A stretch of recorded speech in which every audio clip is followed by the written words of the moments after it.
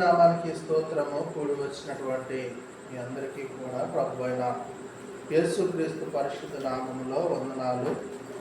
నా మాట మీకు అందరికి వినపడుతూ ఉన్నదా? ఈ అవయవములన్నిటికీ ఒకటే పని ఎలాగ ఉండునో అలాగనే అనేకమైన మనము క్రీస్తులో ఒక్క శరీరముగా ఉండి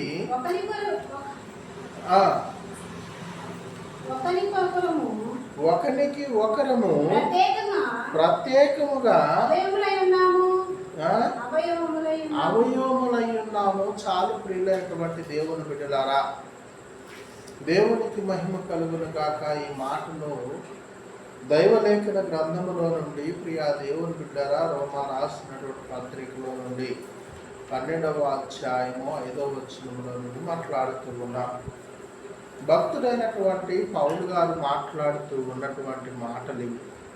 జాగ్రత్తగా మనము ఈ దైవలేఖన గ్రంథంలో ఉన్నటువంటి వాక్యాన్ని వినటానికి ఏకర మనసు కలిగినటువంటి వారమై ఉండాలి. ప్రియా దేవుని బిడ్డలారా, దైవలేఖన గ్రంథంలో చూడండి, భక్తుడైనటువంటి పౌలు గారు మాట్లాడుతూ ఉన్నాడు. ఈ శరీరములో మనమంట, ఈ శరీరంలో ఉన్నటువంటి అవయవములన్నిటిలో అవయవములు ఎన్ని అయితే ఉన్నాయో వాటిలో ఒకదానికి ఒకటి ఏం చేస్తుంది?